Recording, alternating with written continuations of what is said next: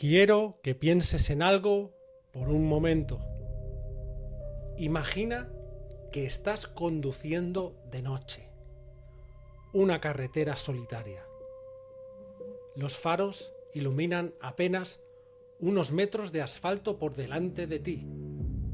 De repente, algo cruza. No es un ciervo, no es un oso.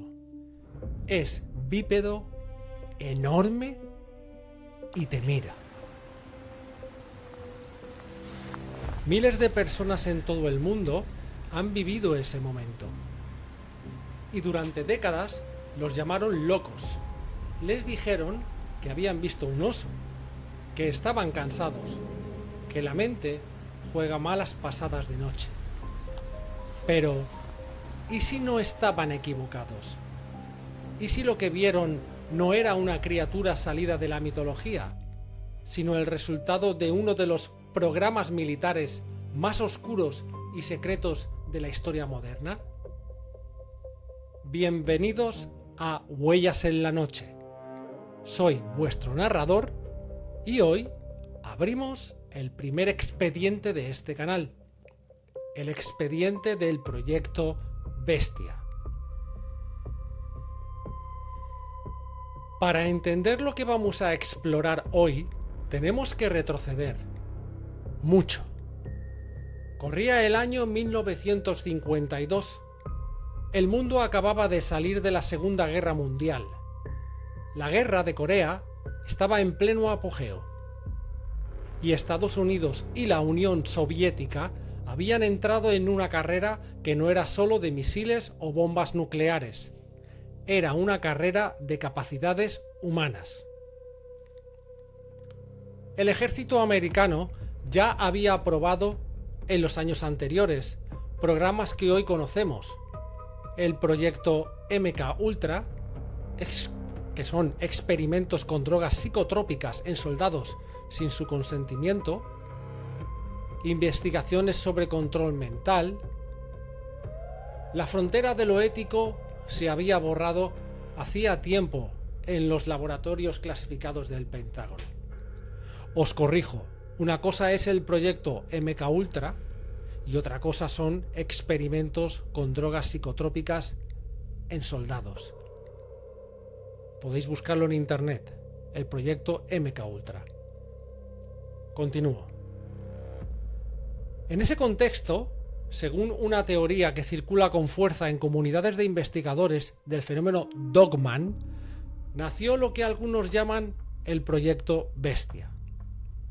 La premisa era simple, aunque escalofriante. Si el soldado perfecto no puede ser entrenado, ¿puede ser creado? No estamos hablando de mejoras genéticas en el sentido moderno. Estamos hablando de algo mucho más primitivo, mucho más brutal. Según quienes han investigado esta teoría, los científicos militares de la época habrían comenzado experimentos de hibridación, de cruce, buscando combinar las capacidades físicas de ciertos animales con la inteligencia y bipedismo humano. El resultado, si la teoría es cierta, sería algo que ningún campo de batalla habría visto jamás. Hay investigadores en Estados Unidos que han recopilado datos muy específicos sobre este supuesto programa. Datos que, si son ciertos, resultan perturbadores por su precisión.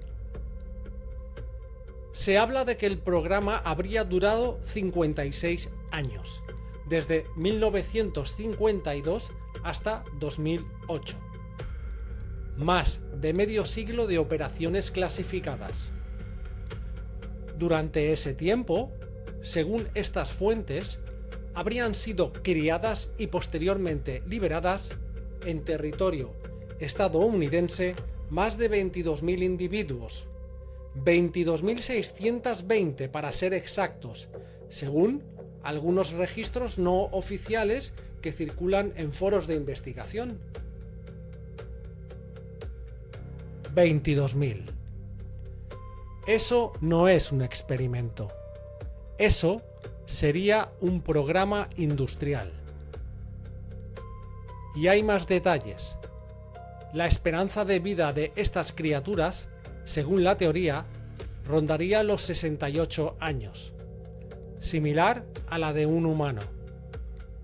Pueden alcanzar una altura de casi 2,5 metros, lo que equivale a unos 8 pies en medidas anglosajonas, y un peso de hasta 360 kilogramos, 800 libras. Pensad en eso, una criatura bípeda, inteligente, con esas dimensiones.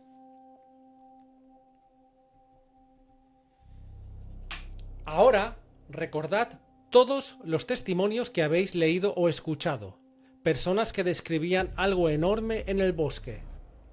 Algo que se movía en 2 patas. Algo que les miraba con ojos que brillaban en la oscuridad.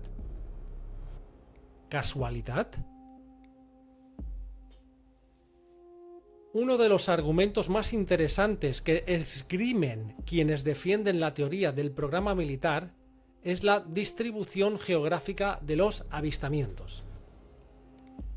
Si el Dogman fuera simplemente una criatura salvaje, una especie desconocida que ha sobrevivido en zonas remotas, los avistamientos deberían concentrarse en áreas concretas, zonas muy despobladas, muy alejadas de la civilización. Pero no es así. Los avistamientos de Dogman cubren prácticamente todo el territorio de los 48 estados contiguos de Estados Unidos, de costa a costa, desde los bosques del Pacífico noroeste hasta los pantanos del sur, desde las llanuras del medio oeste hasta los y fantásticos Apalaches. Y hay zonas con una concentración especialmente alta. Houma, en Luisiana, es uno de los puntos calientes más documentados. Sus pantanos y bayous, su vegetación densa, su aislamiento relativo, la convierten, según la teoría, en un lugar ideal de liberación y supervivencia. Pero también hay presencia documentada en California, con sus extensos bosques nacionales, en Florida, con sus Everglades, en Utah, con sus enormes extensiones de tierra salvaje y escasamente poblada. Y aquí es donde la teoría da un salto que muchos investigadores encuentran especialmente revelador. Según estas fuentes, el programa no se limitó a territorio americano. Se habla de liberaciones en México, en Sudáfrica y en Rusia. Rusia. Si esto fuera cierto, estaríamos ante algo más grande que un experimento americano. Estaríamos ante una colaboración o quizás una réplica a escala global.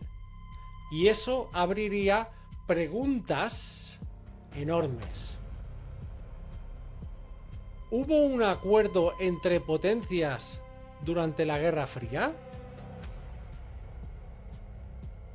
¿O cada país desarrolló su propio programa de forma independiente? ¿Existe alguna conexión entre los avistamientos de criaturas similares documentados en México, en Sudáfrica, en Rusia y los que ocurren en Estados Unidos? Una de las críticas más frecuentes a esta teoría es la siguiente. Si existieran más de 22.000 criaturas de ese tamaño sueltas por el país, ¿cómo es posible que no haya evidencia física masiva? Cuerpos, capturas, filmaciones claras. Es una pregunta legítima. Y la teoría tiene una respuesta. Según los investigadores que la defienden, estas criaturas nunca fueron verdaderamente liberadas en el sentido en que liberamos animales salvajes. Fueron monitorizadas, seguidas, controladas de cerca. Se habla de una infraestructura de vigilancia paralela. Equipos que operaban en la sombra para rastrear cada individuo, para recuperar cuerpos cuando morían, para intervenir cuando un encuentro con civiles se volvía demasiado cercano. Eso explicaría por qué, en la inmensa mayoría de los casos, los encuentros son breves. La criatura aparece, observa y desaparece, como si supiera que no debe prolongar el contacto. ¿Comportamiento animal o comportamiento condicionado? Y explicaría también algo que muchos testigos mencionan sin poder articular bien: la sensación de que la criatura los estaba evaluando, no atacando, no huyendo por instinto, evaluando. Un animal salvaje huye o ataca, no evalúa. Pero una criatura con componente de inteligencia humana sí lo haría. En 2008, según la teoría, el programa terminó. No sabemos por qué. Quienes lo investigan especulan con varias posibilidades. Que los individuos creados se volvieron demasiado difíciles de controlar. Que el coste de mantenimiento del sistema de vigilancia se hizo insostenible. Que hubo una filtración interna que obligó a cerrarlo. O simplemente que el objetivo militar original, crear un supersoldado, quedó superado por tecnología más avanzada: drones, inteligencia artificial, armamento de precisión. ¿Para qué necesitas una criatura de 360 kilos cuando tienes un dron que puede eliminar un objetivo desde 10 kilómetros de distancia? Pero cerrar el programa no significaba eliminar a los individuos que ya existían. Y ahí está la clave de todo. Si la teoría es cierta, en 2008 hubo más de 22.000 criaturas que dejaron de ser monitorizadas de forma activa. Criaturas que llevaban décadas, en algunos casos sobreviviendo en el territorio, que habían aprendido a moverse, a alimentarse, a evitar el contacto humano cuando era necesario. Y que en 2008 quedaron, en esencia, solas. Lo que estaríamos viendo desde entonces no sería la aparición de una especie nueva, sería la emergencia de una población ya existente que, sin el control que la mantenía en la sombra, empieza a hacerse visible.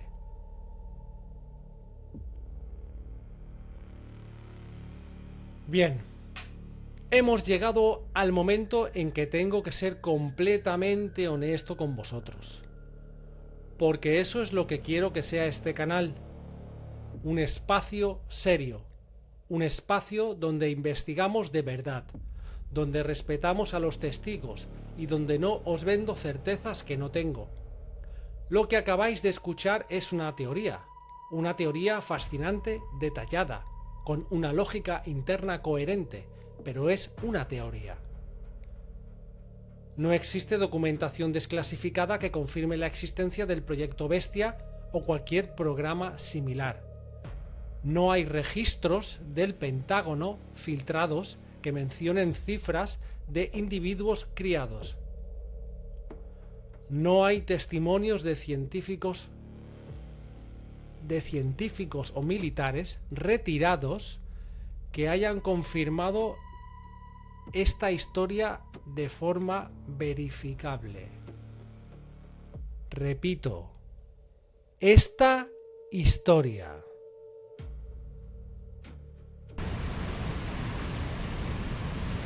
Lo que sí existe son miles de avistamientos distribuidos de forma que desafía la explicación simple, protagonizados por personas sin ningún incentivo para inventar lo que describen.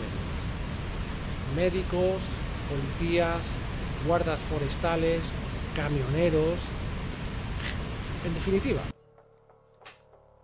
gente con los pies en la tierra, que de pronto se encuentra describiendo algo que no debería existir. Y eso es lo que me parece verdaderamente interesante. ¿Encaja la teoría del programa militar con los avistamientos? En parte, sí. La distribución geográfica, el comportamiento descrito, la ausencia de evidencia física masiva, hay elementos que cuadran. ¿Significa eso que la teoría es verdad? No lo sé. Y no voy a pretender que lo sé. Lo que sí sé es que hay algo ahí fuera. Algo que la gente sigue viendo. Algo que no encaja en los catálogos de fauna conocida. Y eso, por sí solo, ya merece una investigación seria. Esto ha sido el primer expediente de Huellas en la Noche. No os he dado respuestas, os he dado preguntas. Y creo que eso es exactamente lo que necesitamos en este campo. Más preguntas honestas y menos certezas inventadas. En los próximos episodios vamos a ir caso por caso. Testimonios reales. Repito, testimonios reales. Análisis de evidencias, historia y folclore de distintas culturas. Vamos a construir juntos el archivo más completo sobre el Dogman y los hombres lobo que existen en español. Y necesito vuestra ayuda para eso. Si habéis tenido un encuentro, si conocéis a alguien que lo haya tenido, si vivís en una zona con avistamientos frecuentes, escribidme. Todos los testimonios son bienvenidos. Ninguno será ridiculizado. Porque si algo he aprendido investigando este fenómeno, es que quien se ríe de los testigos nunca ha estado en ese bosque a las 2 de la mañana. Hasta el próximo expediente. Cuidaos ahí fuera. Y si estáis en un bosque esta noche, no miréis demasiado entre los árboles. Nunca sabéis lo que puede estar mirándoos de vuelta. Y por nada abandonéis el sendero de los viandantes. Por nada. Buenas noches, buenas tardes o buenos días, según a la hora que escuches esto. Y sobre todo, buena suerte.